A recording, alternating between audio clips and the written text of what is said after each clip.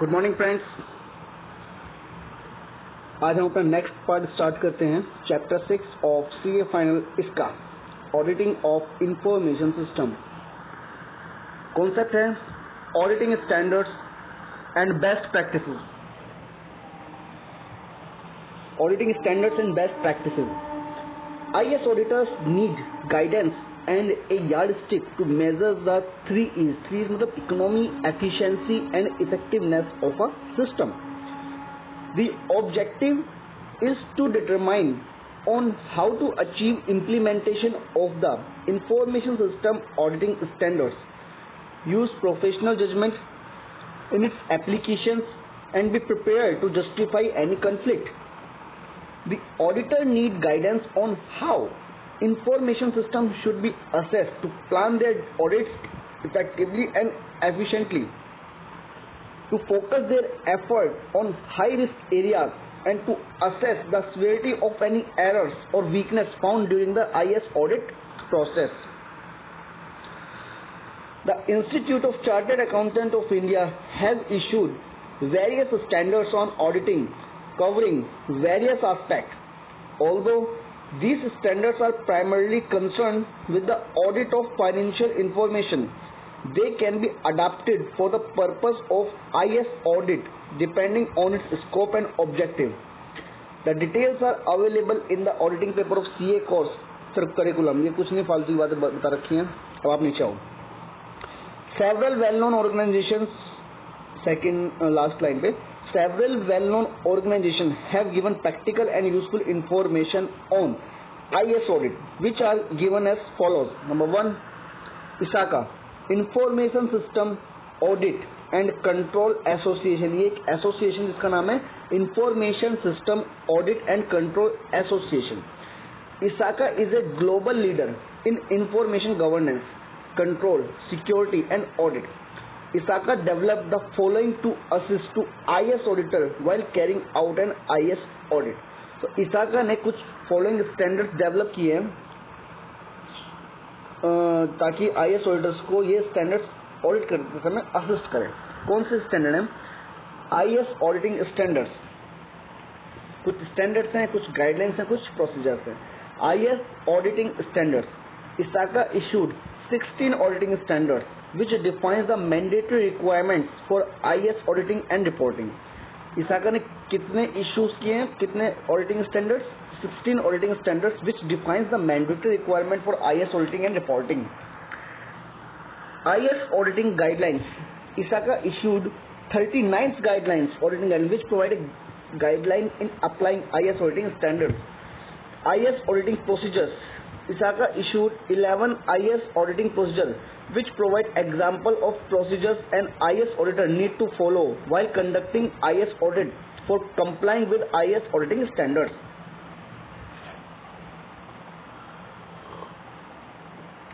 COBIT chapter में 1 में पढ़ा था ना हमने COBIT, control objective for information and related technology. COBIT के फुल फॉर्म याद रख लेना, इंपॉर्टेंट है, MCQs में पूछी जा सकती है। Control objective for information and related technology. This is a framework containing good business practices relating to information technology. The details are given chapter 1, हमने जो पढ़ चुके हैं।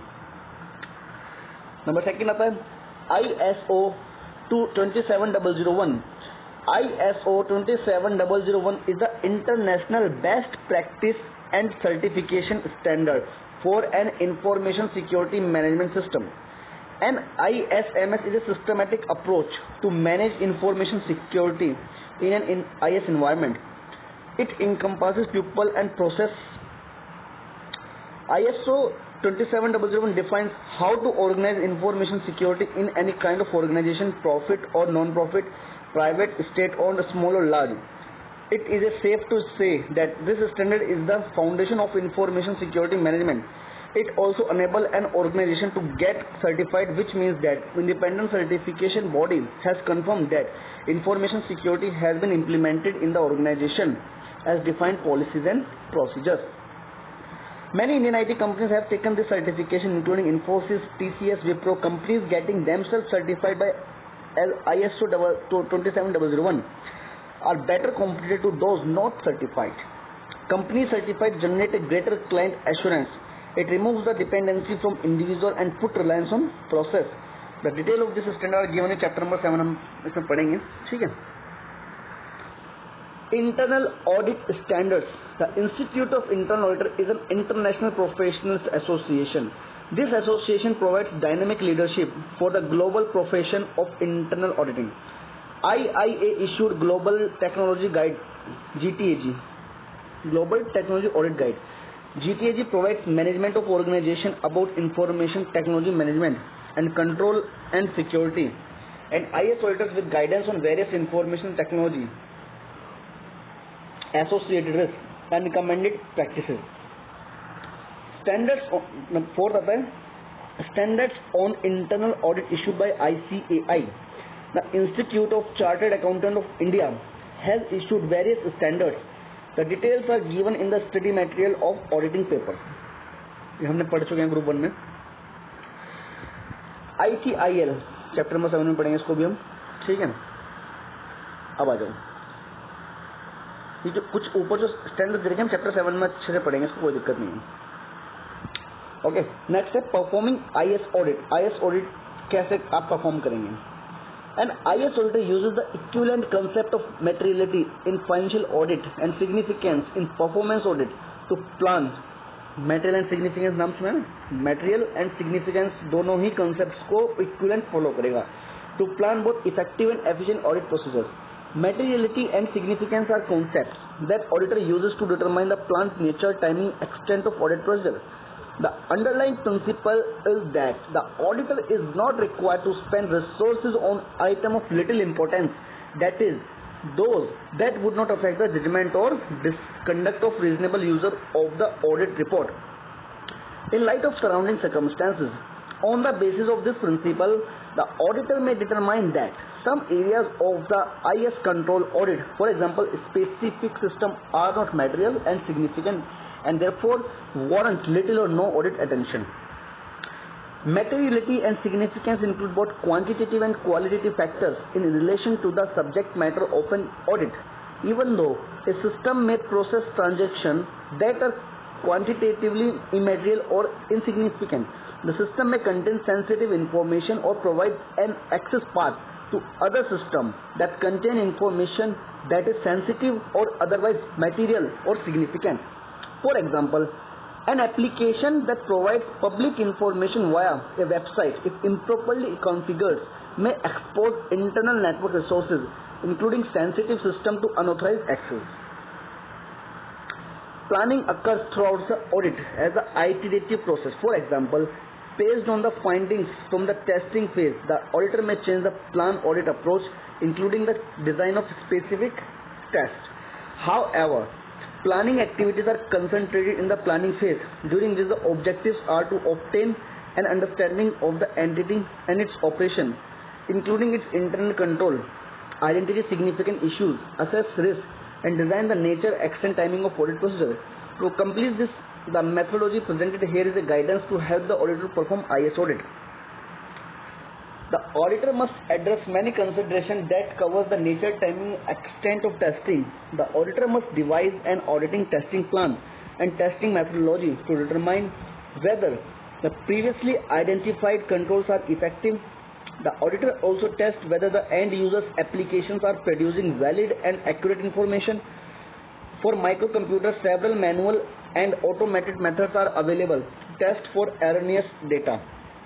An initial step is to be browse the directories of the PCs in which the end user's developed application resides. Any irregularities in files should be investigated. Depending on the nature of the audit, computer-assisted technique could also be used to audit the application.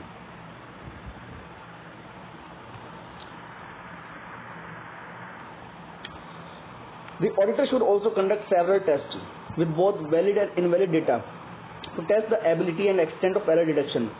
The auditor should also conduct several tests with both valid and invalid data to test the ability and extent of error detection and correction and prevention within the application. In addition, the auditor should look for control such as input balancing and record or hash totals to ensure that end user reconciles any difference between input and output. The intensity and the extent of testing should be related to the sensitivity and importance of the application. The auditor should be cautious of too much testing and limit his or her test to control that cover all the key risk exposure and possible error types. The key audit concern is that the testing should reveal any type of exposure of sensitive data and that the information produced by the application is valid, intact or correct. One should test the critical control, process and apparent exposure. The auditor performed the necessary testing by using documentary evidence, corroborating interviews and personal observations. Secondly, we may test the critical control, process and apparent exposure. The auditor performed the necessary testing by using documentary evidence, corroborating interviews and personal observation. Validation of the information obtained is prescribed by the IT auditor's work program. Again, this work program is organized, written and pre-planned approach to the study of the IT department. It calls for validation in several ways, which are as follows.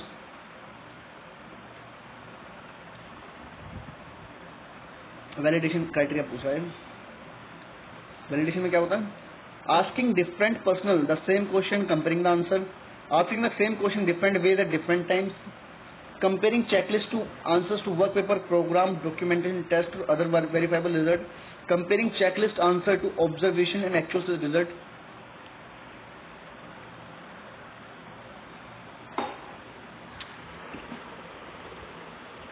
Conducting mini studies of critical phase of the operation.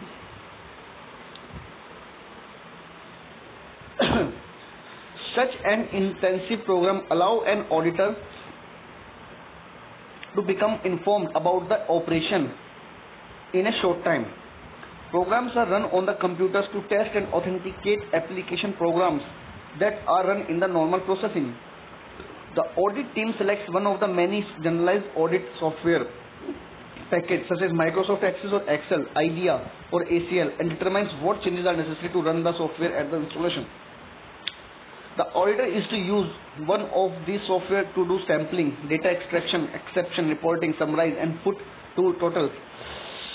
Other tasks to perform in-depth analysis and reporting capability. Various steps are given as follow. Basic plan. Basic plan क्या होता है audit करने का? Planning is one of the primary and important phase in an information system audit, which ensures that audit is performed in effective manner. Planning takes more significant in case of information system audit since the audit risks are significantly impacted by the inherent risk. Hence, for the audit efforts to be successful, a good audit plan is a critical success factor. Planning develops the annual audit schedule to perform the individual audit. It includes budgets of time and cost and state priorities according to the organizational goals and policies. The objective of the audit planning is to optimize the use of audit resources. ठीक है? Planning is one of the primary and important phases in the information system audit, which ensures that audit is performed in an effective manner. Planning takes more significant in case of information system audit since the audit risks are significantly impacted by inherent risk. Hence, for the audit efforts to be successful, a good audit plan is a critical success factor. Planning develops the annual audit schedule to perform the individual audit. It includes budgets of time and cost and state priorities according to the organizational goals and policies. The objective of the audit planning is to optimize the use of audit resources. Adequate planning of the audit work helps to ensure that appropriate attention is devoted to important areas of the audit. Those potential problems are identified and that the work is completed expeditiously. Planning also assists in proper assignment of work to assistants and in coordination of the work done by the other auditors and experts. Important points are given as follows. Number 1. The extent of planning will vary according to the size of the entity, the complexity of the audit and the auditor's experience with the entity and knowledge of the business. Obtaining knowledge of the business is an important part of the planning the work. The auditor's knowledge of the business assist in the identification of event, transaction, practice which may have a material effect on the financial statement. The auditor may wish to discuss element of the overall audit plan and certain audit procedures with the entity's audit committee, the management and the staff to improve the effectiveness and efficiency of the audit and to coordinate audit procedure with the work of entity's personnel. The overall audit plan and audit program, however, remains the auditor's responsibility. The auditor should develop and document an overall audit plan describing the expected scope and conduct of the audit. While the record of the overall audit plan will need to be sufficiently detailed to guide the development of the audit program, its precise form and content will vary depending on the size of the entity, the complexity of the audit and the specific methodology and technology used by the auditor. The audit should be guided by an overall audit plan, an underlying audit program, and methodology. Audit planning is often mistaken as a one-time activity to be taken and completed in the beginning of the audit. While for all practical purposes, planning is a continuous activity which goes on throughout the entire audit cycle. Many times changes in conditions and circumstances or unexpected findings during the course of audit require changes in the audit procedures and methodology initially planned. Hence, an auditor is expected to modify the audit plan as warranted by the circumstances. The documentation of the audit plan is also a critical requirement. All changes to the audit plan should follow a change management procedure. Every change should be recorded with reason for change. Number 2 are the preliminary review. The extent of audit effort is dictated by the degree of risk of assessment, which is critical to the effectiveness of the audit effort. Among the critical factors affecting the risk is the appropriate assessment of the control environment. The preliminary review of the audit environment enables the auditors to gain understanding of the business, technology and control environment and also gain clarity on the objective of the audit and scope of audit. The following are some of the critical factors which should be considered by an IS auditor as part of his preliminary review. Number 1, इसमें knowledge of business होना चाहिए. General economic factors and industry condition affecting the entity's business, nature of business, its products and services, general exposure to business, its clientele, vendors and most importantly strategic business partners, association to whom critical process have been outsourced, level of competence of top management, IT management, finally set up an organization of IT department. Understanding the technology. An important task for the auditor as a part of his preliminary evaluation is to gain good understanding of the technology environment and related controls issues. This could include consideration of the following. Number 1, analysis of business process and level of automation, assessing the extent of dependence of the enterprise on information technology to carry on its business, role of the IT in the success and survival of business,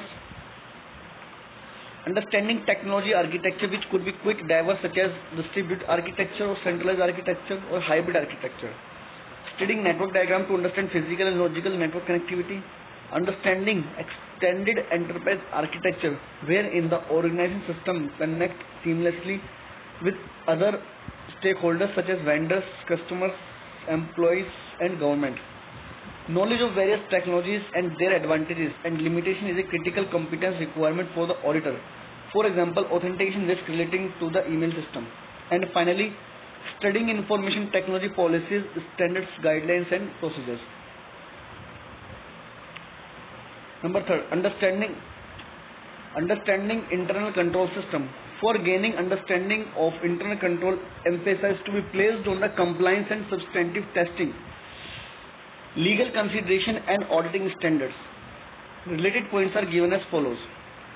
The auditor should carefully evaluate the legal as well as statutory implication on his or her audit work.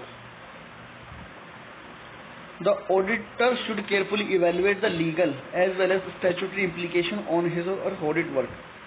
The information system audit work could be required as part of the statutory requirement, in which case he should take into consideration the related stipulations and regulations and guidelines for conduct of his audit. The statutes or regulatory framework may impose stipulation as regards minimum set of control objective to be achieved by the subject organization. Sometimes this may also include restriction on the use of certain types of technology, for example, freeware, shareware. The IS auditor should also consider the audit standards applicable to his conduct and performance of audit work. Non-compliance with the mandatory audit standard would not only impact on the violation of code of professional ethics but also have an adverse impact on the auditor's work. Fifth are the risk assessment and materiality. Risk assessment is a critical and inherent part of the information system auditor's planning and audit implementation. It implies the process of identifying the risk, assessing the risk, and recommending control to reduce the risk to an acceptable level. Considering both the probability and impact of occurrence, risk assessment allows the auditor to determine the scope of audit and assess the level of audit risk and error risk. The risk of error occurring in the area behind auditing. Additionally, risk assessment will aid in planning decisions such as the nature and extent and timing of audit procedures, areas or business function to be audited, the amount of time and resources to be allocated to an audit. Okay. The step that can be followed for a risk-based approach to make an audit plan are given as follows. Number 1. Inventory the information system in use in the organization and categorize them. Determine which of the system impact critical function or assets such as money, material, customers, decision making on how close to real them they operate. Assess what risk affect the system and the severity of the impact on the business. Based on the above assessment, decide the audit priority, resources, schedules, and frequency. Risk that affect a system and taken into consideration at the time of assessment can be differentiated as inherent risk, control risk, and detection risk. These factors directly impact upon the extent of audit risk, which can be defined as a risk that the information of financial report may contain material error that may go undetected during the course of audit. At this stage, the auditor needs to assess the expected inherent control and detection risk and identify significant audit areas, set maturity level for audit purpose, assess the possibility of potential vulnerability, including experience of past period of frauds. Risks are categorized as inherent risk. Inherent risk is the susceptibility of information resources or resource controlled by the information system to material theft, destruction, disclosure, unauthorized modification, or other impairment, assuming that there are no related internal control. Inherent risk is the measure of auditor's assessment that there may or may not be material vulnerabilities or gap in the audit subject, exposing it to high risk before considering the effectiveness of internal control. If auditors concludes that there is a high likelihood of risk exposure, ignoring internal control, the auditor would conclude that inherent risk is high. For example, inherent risk would be high in case of auditing internet banking in comparison to branch banking, or inherent risk would be high if the audit subject is an off-site. ATM is an example of the same. Internal control are ignored in setting inherent risk because they are considered separately in the audit risk module as control risk. It is often an area of professional judgment on the part of the auditor. Control risk. Control risk is the risk that could occur in an audit area and which could be material, individual, or in combination with others. We will not be prevented or detected and corrected on a timely basis by internal control system. Control risk is a measure of the auditor's assessment of the likelihood that risk exceeding a tolerable level and will not be prevented or detected by the client's internal control system. This assessment includes an assessment of whether a client's internal controls are effective of preventing or detecting gaps and the auditor's intention to make that assessment at level below the maximum as a part of the audit plan. Detection risk. Detection risk is the risk that the IT auditor substantive procedure will not detect an error which could be material, individual, or in combination with others. For example, the detection risk associated with identifying breaches of security in an application system is ordinarily high because logs of the whole period of the audit are not available at the time of audit. The detection risk associated with lack of identification of disaster recovery plan is ordinarily low since existence is easily verified.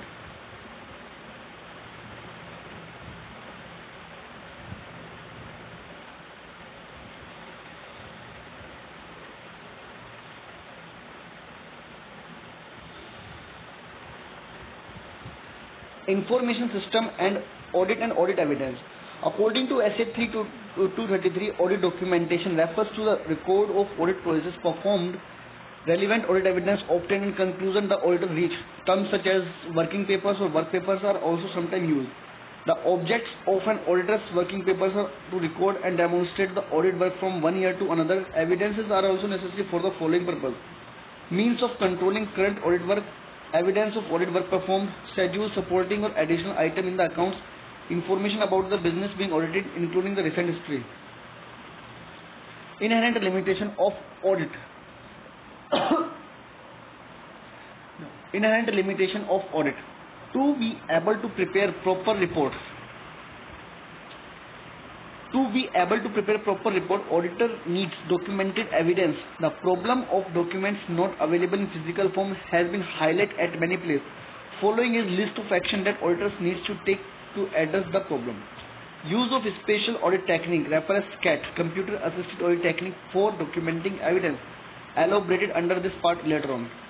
Audit timing can be so planned that auditor is able to validate transactions as they occur in system. Auditor shall form his or her opinion based on the above process. As per Asterisk 200, overall objective of an independent auditor and conduct of an audit in accordance with the standards of auditing. Any opinion formed by the auditor subject to inherent limitation of an audit, which include the nature of financial reporting, nature of audit procedures, the need for the audit to be conducted with a reasonable period of time and at a reasonable cost. The matter of difficulty, time or cost involved is not in itself a valid basis for the auditors to omit an audit procedure for which there is no alternative, or to be satisfied with the audit evidence that is less than persuasive. Fraud, particularly fraud involving senior management collusion, the existence and incompleteness of related party relationship and transaction, the occurrence of non-compliance with laws and regulation, future events or conditions that may cause an entity to cease to continue as going concern. Provision relating to digital evidence. As per the Indian Evidence Act, evidence means and includes all statements which the court permits or required to be made before it by witness in relation to matters of fact under inquiry. Such statements are called oral evidence. All documents produced for the inspection of the court, such as documents, are called documentary evidence. Documentary evidence also includes electronic records. The Information Technology Act 2000 provides the legal recognition of electronic records and electronic signature through its various sections. The said Act also highlights electronic governance, and accordingly digital evidence are recognized legally. The details of related regulatory issues have been given in the chapter 7 of study material. तो ठीक है, आज हम यही complete करते हैं. Thank you so much.